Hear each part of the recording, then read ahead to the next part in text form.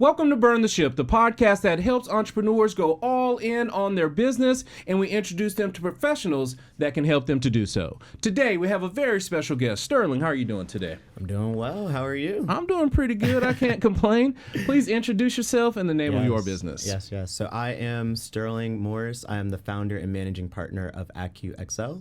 Awesome. We so look forward to learning more about your business. But before that, we want to learn a little bit more about your journey and how you got there. And we understand that time is one of our most valuable resources. Right. So let's jump into things. Tell us a little bit about your story. Yeah, no, I'm originally from Youngstown, Ohio. Okay. I went to Youngstown State University, graduated there in 2015, majored in finance, minored in accounting, and kicked off my career actually in investment banking. Okay. So I started at KeyBank Capital Markets. I focused in the healthcare industry for about 2.5 years, and then I left investment banking, pivoted into a corporate banking role at Fifth Third Bank. Stayed there for about a year, so I got to work with large organizations like Kohl's, Macy's, Nordstrom, Dollar Tree. Really just learned how the bank works. And then I shifted back into investment banking at Fifth Third. Okay. I did that for about another 2.5 years. That's actually when I broke into technology. So I focused on like tech-enabled business services type businesses and things like that before 2020 hit.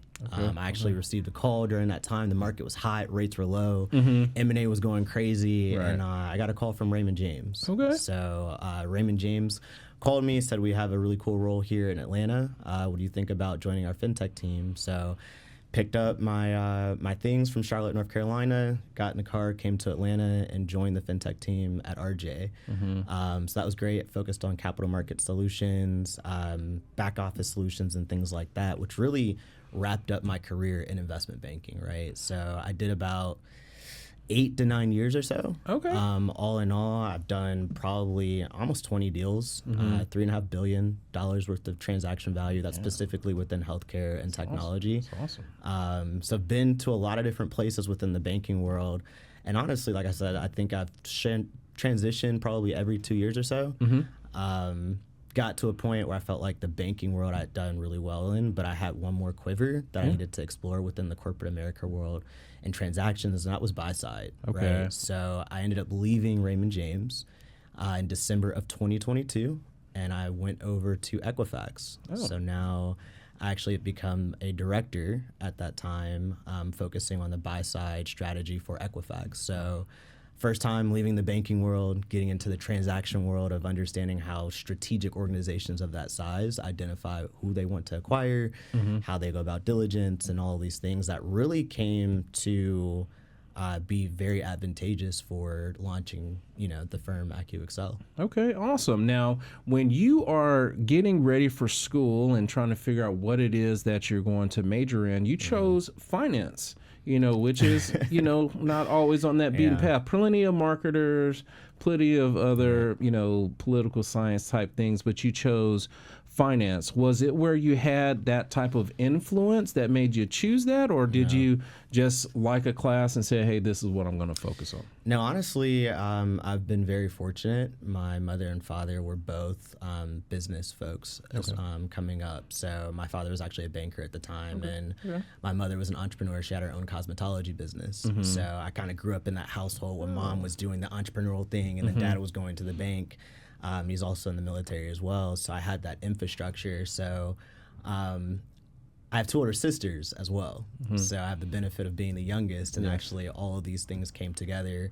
And a very great point where one day I actually heard my dad saying to my oldest sister that she could have took some money and put it in the stock market, and I was like, what is that? Like, stock market, And I kind of took it upon myself and went to him, and I was like, hey, like, you mentioned that thing about her putting her money in the stock market. Like, what's that? It sounds like you can make money. And he was like, go figure it out. Right. And being a very motivated young lad, if you will, I just went straight into doing some research. I was very much driven and said, not only am I going to, like, figure out what the stock market stuff is, but I'm going to be great at it, So I actually started doing some research.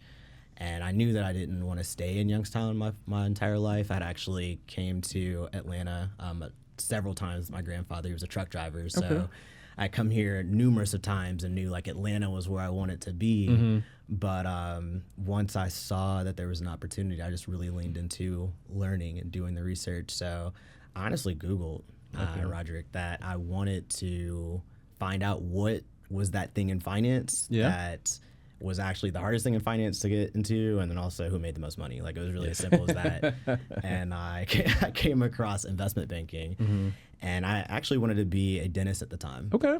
All in all, I wanted to be a dentist, and I wanted to be a radiologist.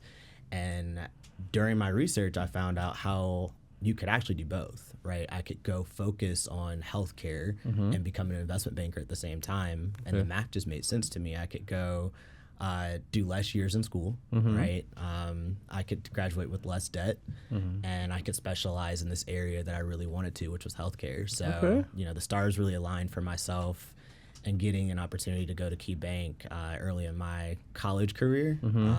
But then, was able to lean into it, followed up the amount of times that I needed to really lean into it. But that's how I got into it. That's awesome. You had a magnificent circle of influence there. You had the stability with military, and then also being in banking, and then your mom was doing that entrepreneurial, so you saw a mix of it. But more importantly, you had older sisters that you could see and learn small things. I'm sure at the time you was like, leave me alone, but now as we look at it and we mature in life, we see that some of those lessons that you learned from them helped you to get to where you are. And I know you had a nice career there in the banking, but I want to talk with you about that time period right after COVID, and you said you were with Raymond James. Do you mind sharing with us some of the things that you learned in that particular position that you have carried on to where you are right now? Yeah, I think RJ was absolutely instrumental to my growth, right? I think that while I was at Key Bank and I was at Fifth Third, those were amazing platforms for me to start my career at. But naturally, if you're going to be in a space where you want to be an entrepreneur at some point in time, or you want to continue to climb the ladder, at Raymond James, that's where I got my deal flow, right? Raymond James has a very recognized reputation on Wall Street. So I went there, put in the time, and understood how things really worked internally, which was great, and understanding just the caliber. I mean, the firm is absolutely great at what they do. It taught me to have the grit. I felt like the other firms really laid the foundation, but Raymond James really pressed the needle forward for myself to really feel confident about what I knew in the industry that I was serving, by just making sure that I was staying focused on the way that they were delivering, top tier quality to their clients. So yeah, good. I definitely appreciate you sharing that, because all of these experiences that you've had has technically built your character up. And I just wanted to highlight a couple of those things, and I definitely wanted to talk about your experience with Experian. Now, Equifax. I knew it was one of those credit bureaus. One of the three. So with it, you transitioned to doing something totally different. So this is where you were purchasing businesses or adding to their portfolio. Tell us about that a little bit. Yeah. So on the transaction side of things, there's either you're the banker that's looking to sell a business, right? Or you could be a banker helping someone purchase a business, right? So that's the banking ecosystem. But typically, if you're selling a business, you could be selling that business to a company. Think of an Apple, or think of an Equifax, like I worked at, right? So what I had learned for most of my career was how to be the banker, how to be the broker, how to find the folks interested in the business, but I had never been the buyer. So I went to Equifax to learn how to be the buyer of a business, which really expanded my way of looking at the transaction world, right? So I sat there and took in as much as I could, right? It was a learning lesson for myself, but taking on that amount of time was really the time that I needed to just lean into understanding what happens on that side of the transaction. Okay. Yeah, because like I said, it's all coming together, because what I try to do in these particular interviews is show them how you have gotten to where you are now. And all these things are fundamental building blocks of what has made you today. And at this particular time, you've had a lot of time in the corporate space, right? But like we talked about, you saw the corporate aspect of things, but you always had that entrepreneurial.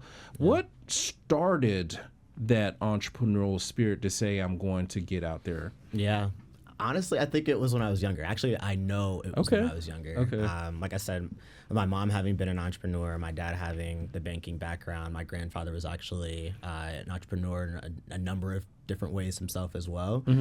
And as I was just doing the research, I conjured up this spirit of like, what if one day after me getting into this world of investment banking, I had my own firm? Okay. Like the thought happened when I was in high school. Okay. So I didn't know how in the world that was going to happen. I said an investment bank and all these things, and I wasn't even in investment banking. I didn't know how I was going to get out of Youngstown, Ohio, to become an investment banker and all of these things. Right. But the idea started then. There were other little teasers, if you will, that happened along the way, where I was put in different leadership capacities, right? So I was very active in my church at a certain period of time. I actually mimed, believe it or not, which is really cool. Okay. And there were a lot of young men and women around me. In particular, I remember one conversation with one of the guys that I grew up with. He had mentioned, like, you're really going to make it, you know?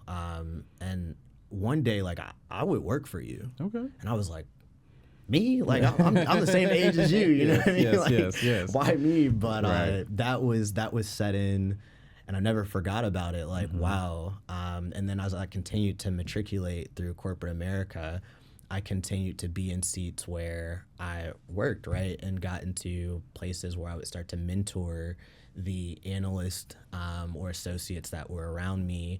And I took that to heart, you know? So I would say that hopefully everybody who's worked with me would really, you know, echo the spirit that I've always tried to put in as much as I possibly could, just in the interest of their development. So I've always taken that no matter what the circumstance was, right? So a lot of times in these worlds of investment banking, you work a lot. Like these are 100+ hour weeks. And, you know, there's lots of cultures where folks kind of just leave you to your demise, if you will, to figure it out. These are late nights. These are 1, 2, 3, 4, 5, 6, 7 a.m. type of nights. And for anyone around me, I definitely always adopted the mindset of, if you're in it, like, I'm in it with you. Right. You know, I've been able to take that to you know, Equifax and learn and be around actual leaders when I was in that capacity at that age was very important for me as well. But to take that mindset parlays into the leadership skills and the way that I lead the firm today. Awesome. So, like I said, for yourself, you had that experience. Now that we see the entrepreneurial bug was always there, you know, it carried the entire time. But my question to you is, was there an event that happened that made you say, hey, look, I'm going to burn the ship, jump out of the cool umbrella, because corporate is an umbrella, keeps you shielded. You know, it's a lot of hours. But what made you burn the ship and go all in on your own business?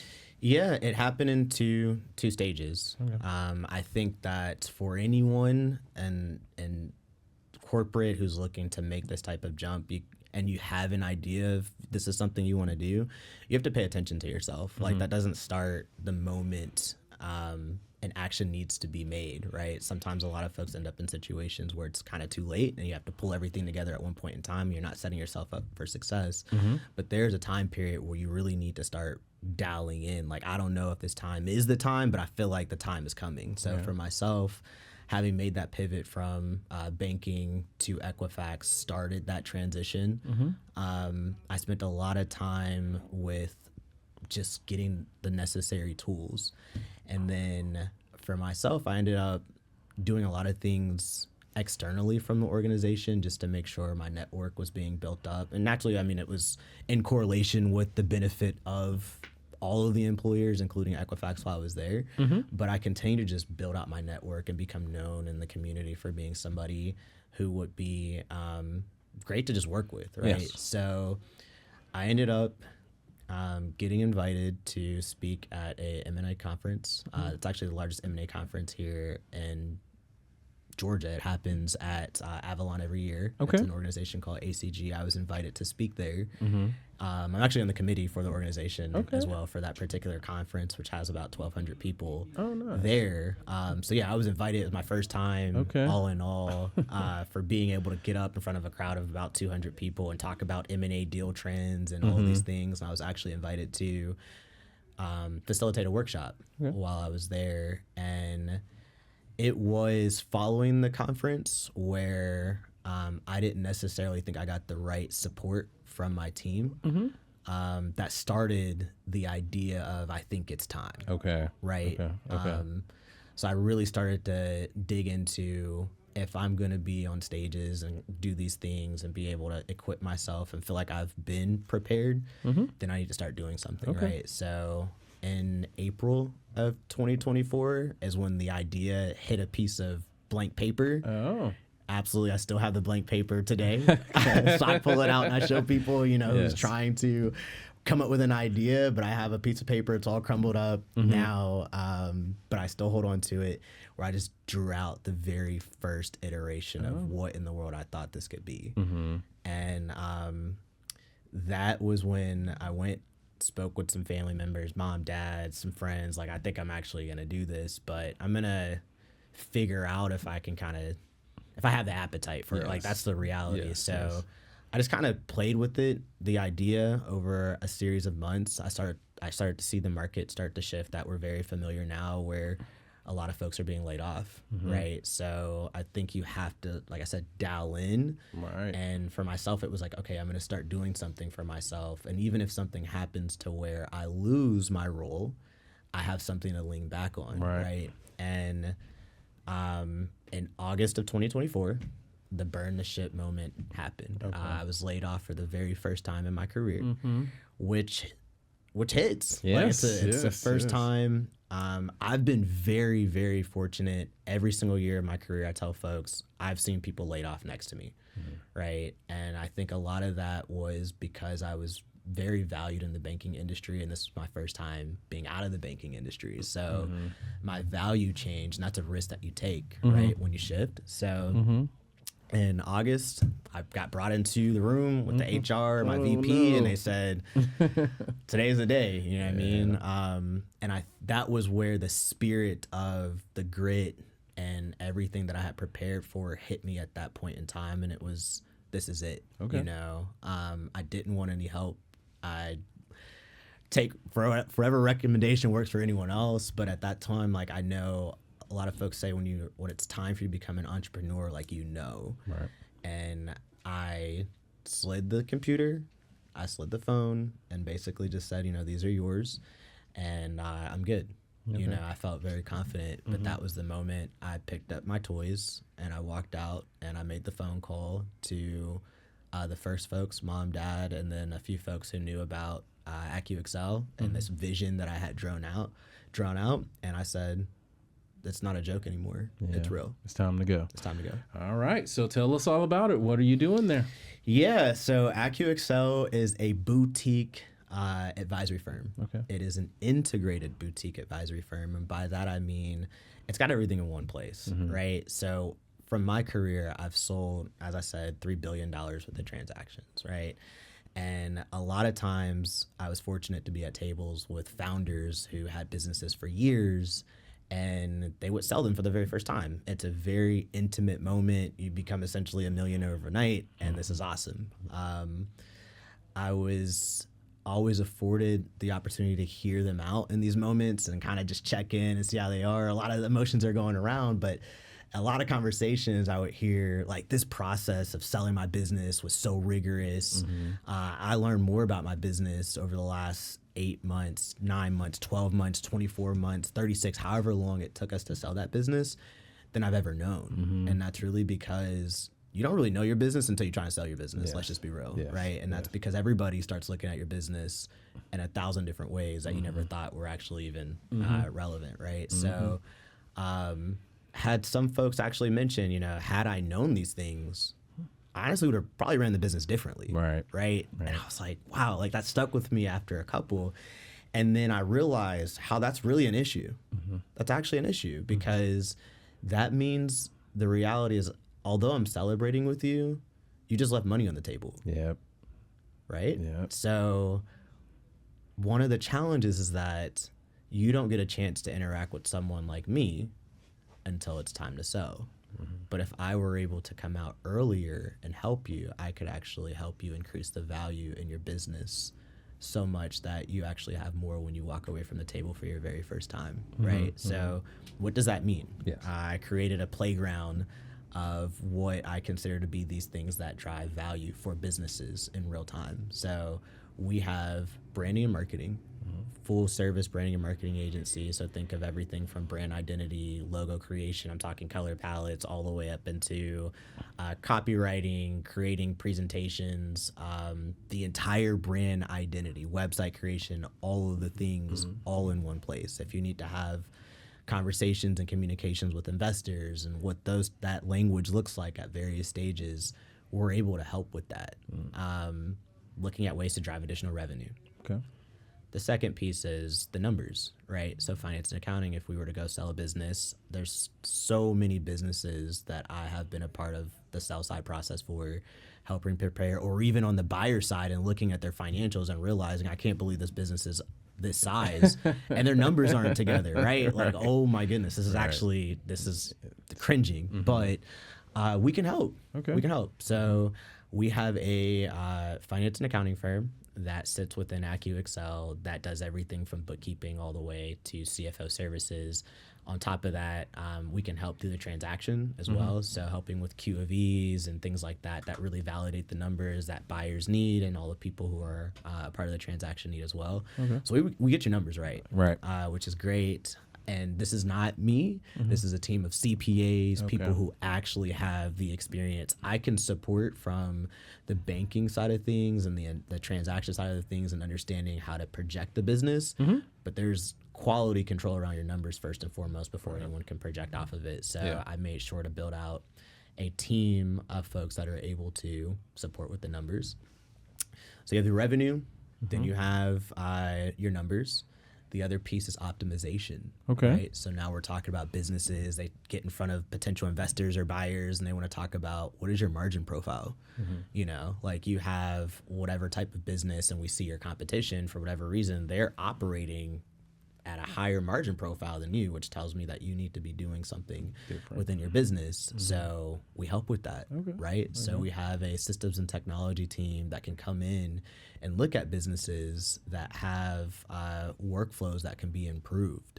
Or the other big thing we love about today, AI, right? So we have the ability to come in, optimize the business just from a workflow and system standpoint to make sure that you're operating as efficiently as you can, and then secondarily lean into the topic today that everybody's talking about, AI, right? So we're building out teams that are very sophisticated in understanding how to integrate AI into these businesses.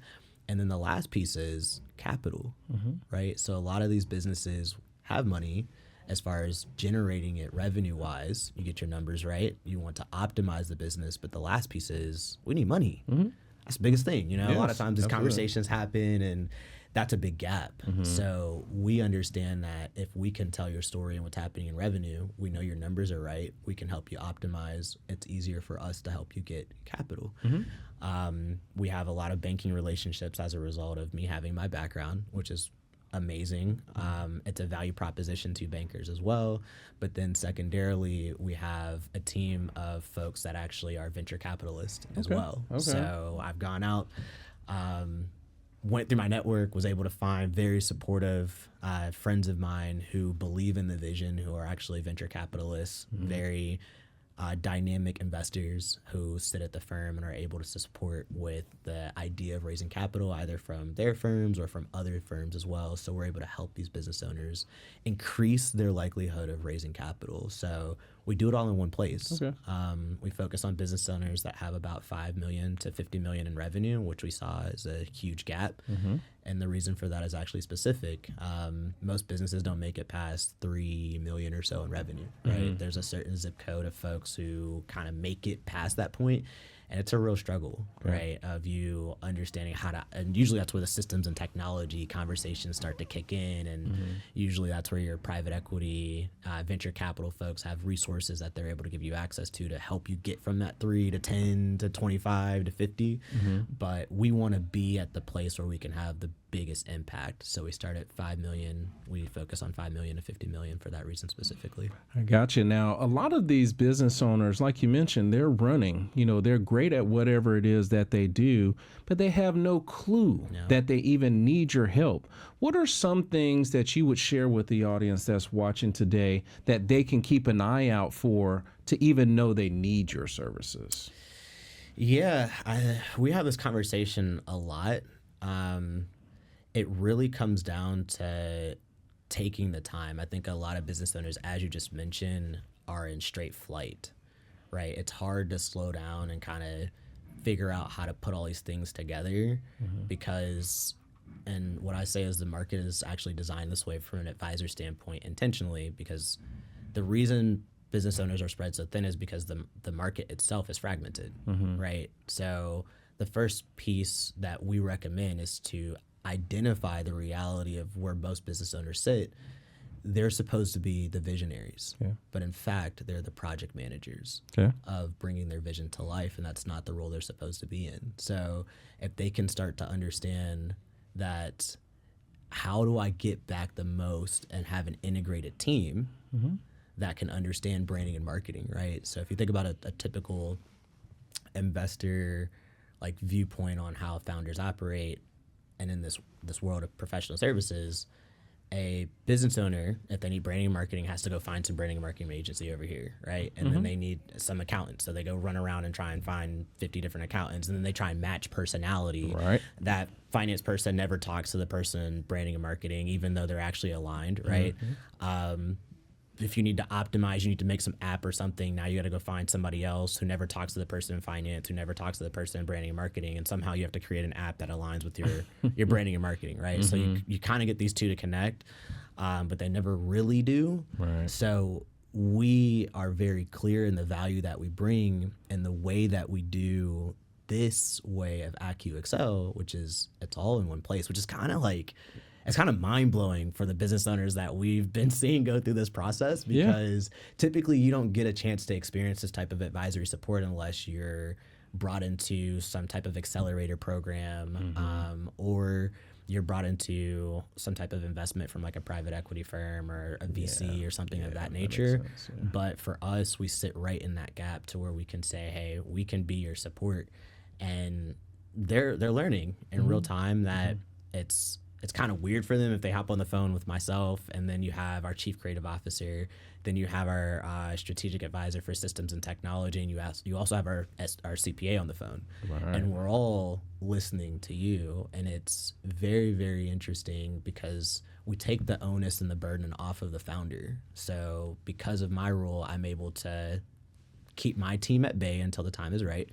I sit down with the business owner. I learn all of these things about what they need, right? So where do you want to focus? And after I understand that, I bring the team forward, and they're able to lean in, but they're all there at the same time, and they can hear the story. I will screen it out for the most part, but then we get to hear it directly from the founder. They have to tell the story one time. Okay. And then you will naturally hear how branding and marketing, our chief creative officer, will start dialoguing directly with who leads our systems and technology team, right? So they start parlaying ideas because in the real world, they actually are integrated. But unfortunately, the professional services industry is so fragmented that it's at the demise of a lot of these really beautiful ideas that we see out there. So I am coming out officially and I'm saying, and this is the value and how they understand it. But I don't think it's the fact that most businesses don't make it past a certain year, right? Whether it be year one, yet whether it be year 5, there's a very, very low percentage of businesses that make it past those key points. I don't think that's all because of the founder. Okay. I think that's because of how the industry has been created, such that it's very difficult to make real visions come to reality. So we want to integrate that, to relieve that burden, to actually unlock the ability to drive real growth and impact in organizations and businesses that we can grow.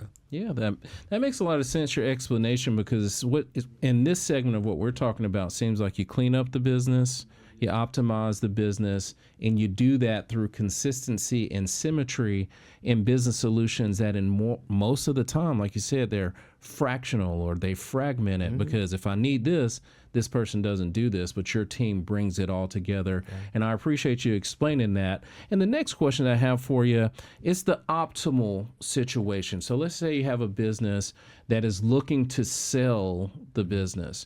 Now, about how much time would you tell them on an average that they should prep for that? Is it, 1 month? Is it 24 months? Tell us when would be the best time for them to come and talk to you in order to sell that business?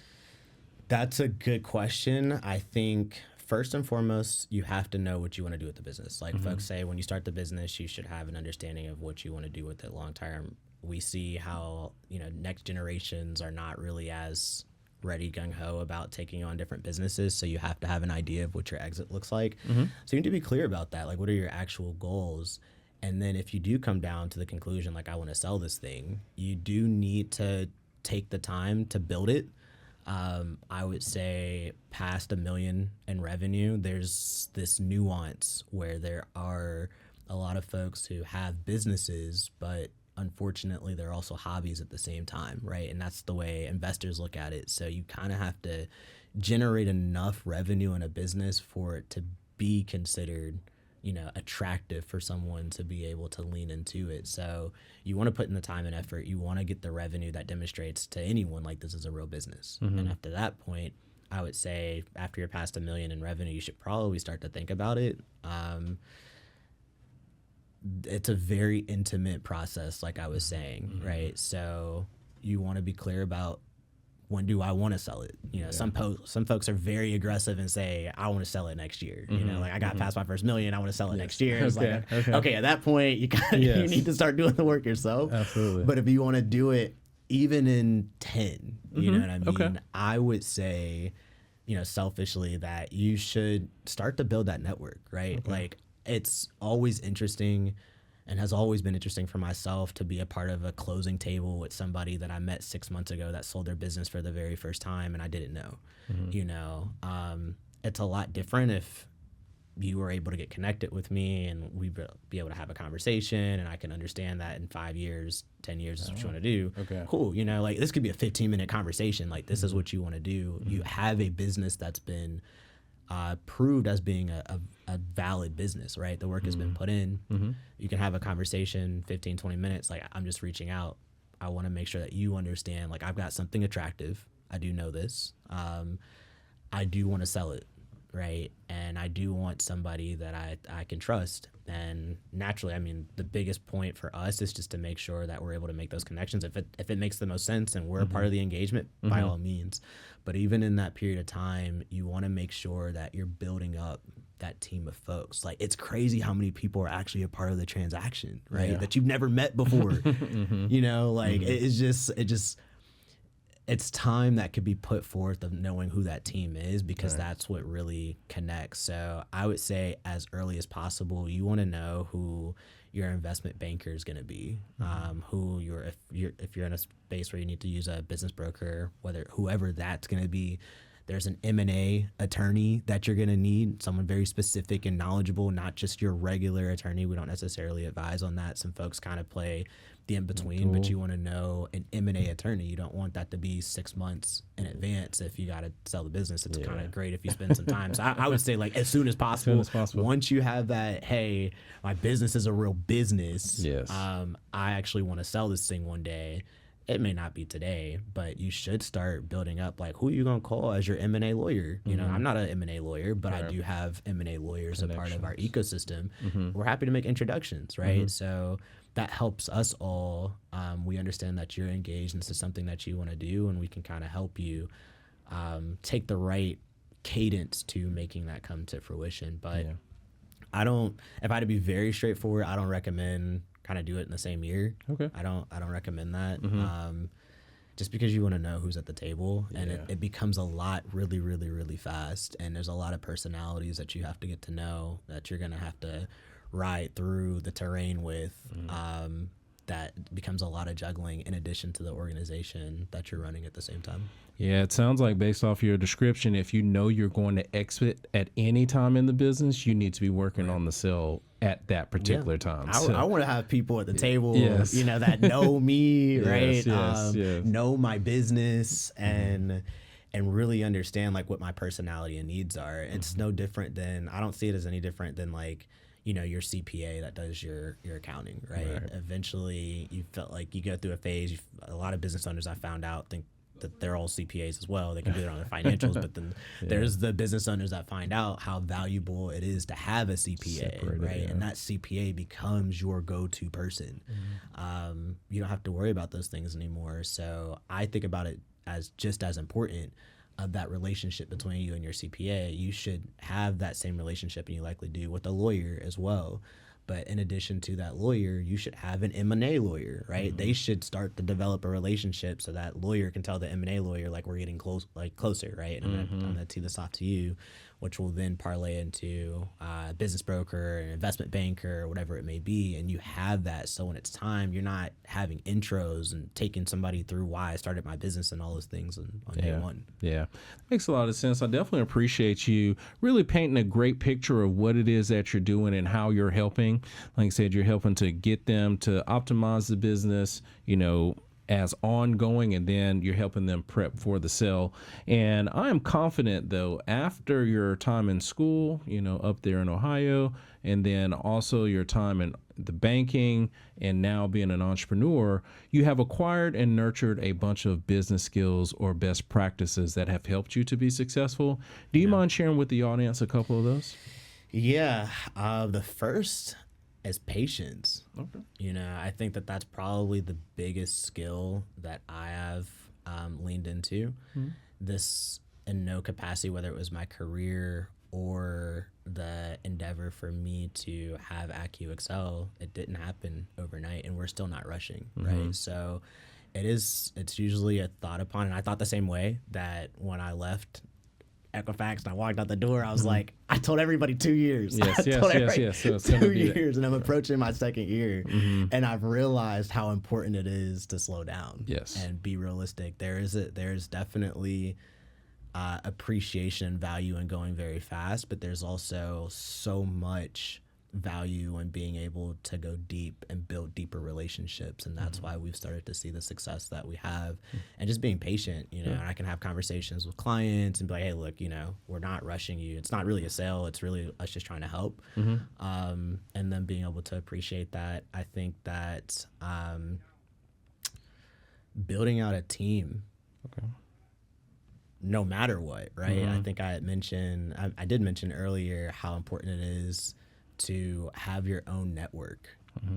And I adopted very early that when I go to events, a lot of folks I see are there on behalf of like their employer.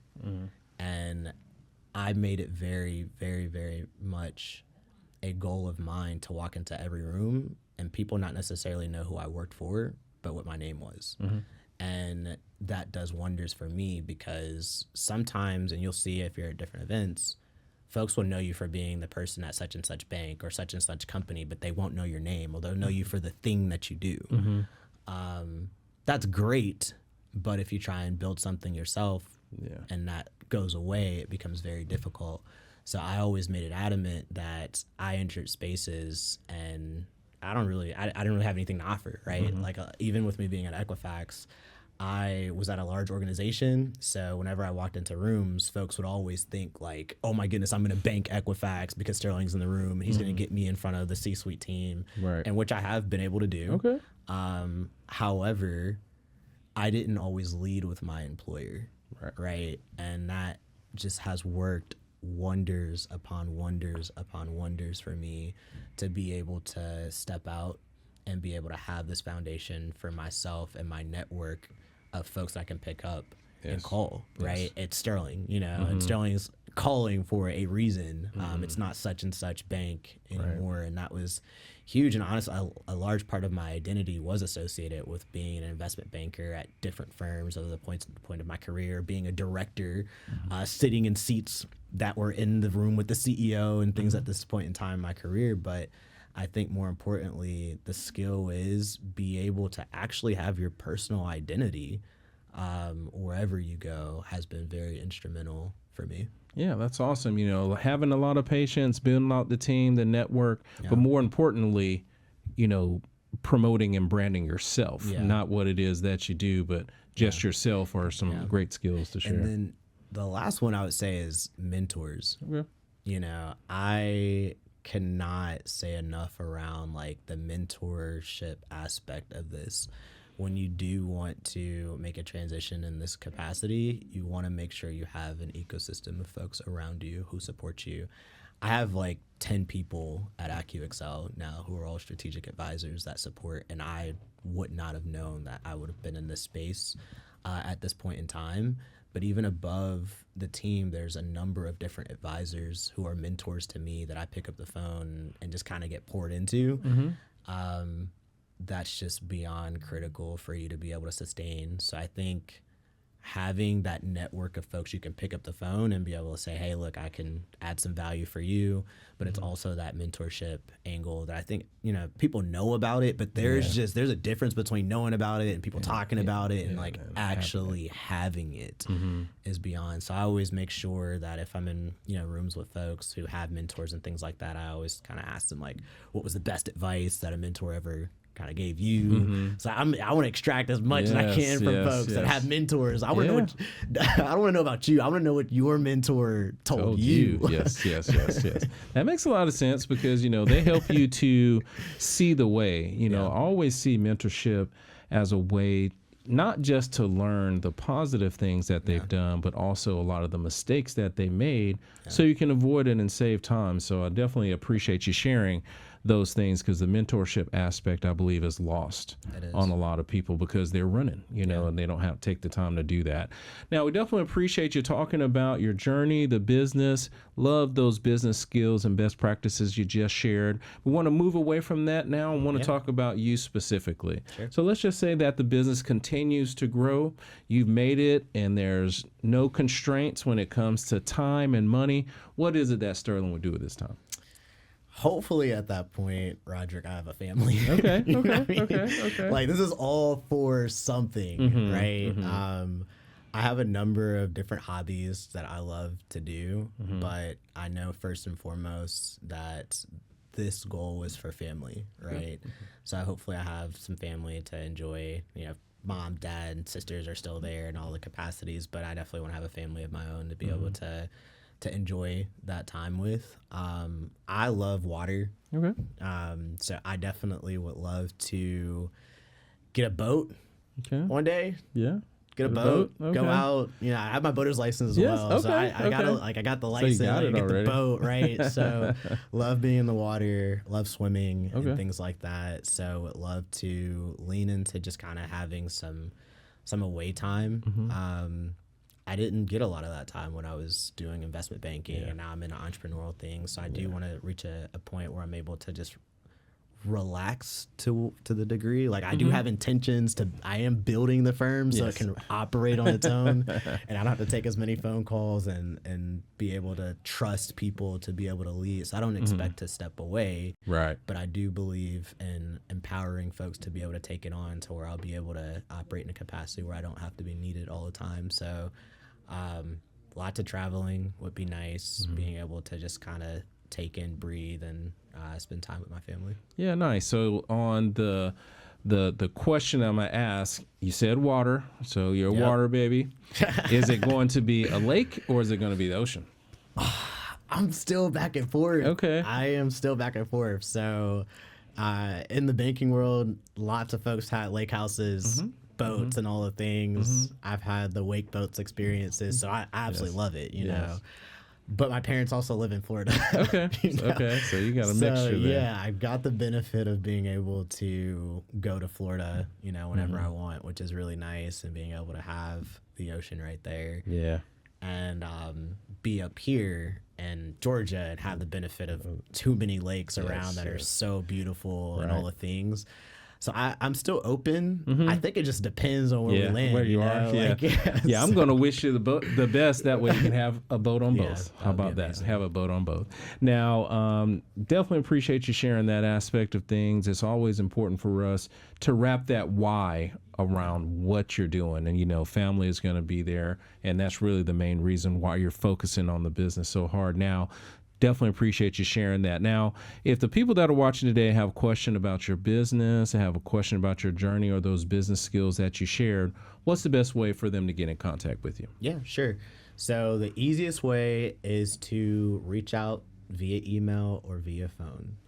Via email, my email is Sterling, Sterling, .morris, Morris, at Acuxcel.com. So that's Acuxcel.com. You can call me. My number is 980-221-5562. You can check us out as well. We have a website. It's Acuxcel, or we can be found on Instagram as well, and LinkedIn. LinkedIn, yes, that is correct. Well, thank you so much for sharing that. I think it's always important for people to have a way to get in contact with you if they're interested in your story. And we appreciate you coming on today and telling us about your journey.